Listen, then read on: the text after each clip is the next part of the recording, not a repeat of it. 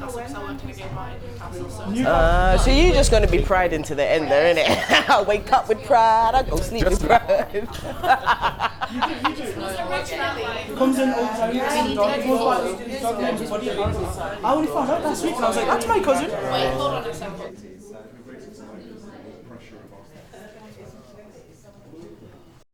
I talk a lot about social media pressures for young people, and you guys on social media, your community on social media have an appalling time. It's kind of like it's just kind of, you know, almost daily, you know, stuff that goes on, persecution. And so the pressures and the barriers you guys face, that's what I really, from the mental health point of view, I really worry about that for all of you. It's just that, you know, that constant kind of like, not again.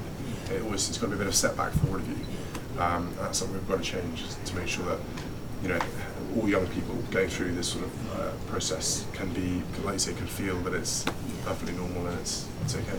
What do you think about that in terms of if one of your kids would be LGBT? Sure. So as I said next door, I think I've only started thinking about it since I've had children, really, to be honest. And so it is something I'm nervous about, not because I'm worried about them being gay or anything. It's more about the fact that I'm worried about the pressures, as you are, and I'm here, that they're going to face and how much harder their life could be.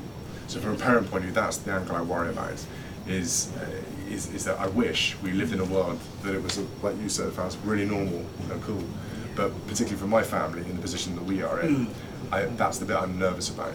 I fully support, you know, whatever decision they make, but it does worry me from a parent point of view how many barriers, you know, hateful words, persecution, all that, and discrimination that might come. That's the bit that really troubles me a little bit. But that's for all of us to try and help correct and make sure that we can put that to the past and not come back to that sort of stuff. Here, you're all in a collective environment. You're all supporting each other. When you first come out, when you first acknowledge who you are and what you are, you don't necessarily know who your allies are or your sort of friends and how everyone's going to react. That must be a very difficult place to be. Yeah.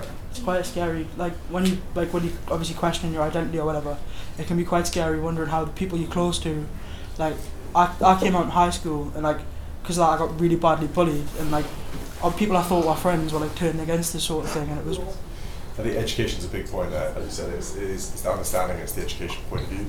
I think one thing that I've noticed and picked up on that I think people get scared about is because again, as a country we kind of grapple with being polite the whole time, and it's how do you address, how do you talk to each other as someone who doesn't understand the LGBT community.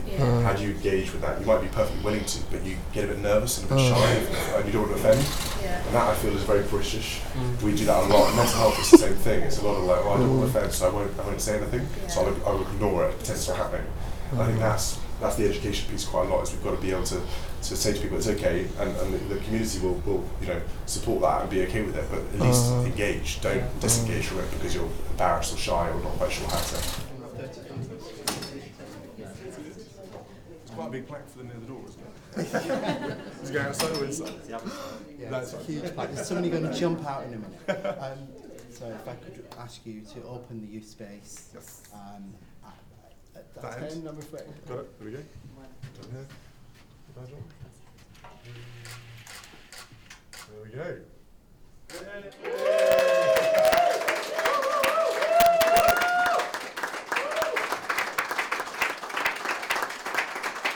These are all people who've sponsored, supported us over the last 10 years. Fantastic. And so we've got a little gift for you, because we never send anybody on. In a very appropriate colours. Yeah, and there are cakes in the car. So cakes, thank you very much. It's always hard to talk to everyone and chuck out bits of cake, so I'll have them quietly in the car on the way back. Thank you very much. That's very kind. I've really enjoyed meeting you all. Thank you for your time. Thank you. Lovely to see you all. Thank you very much. Really appreciate it. Thank you. Yeah. He was very dressed down today. He's very upset.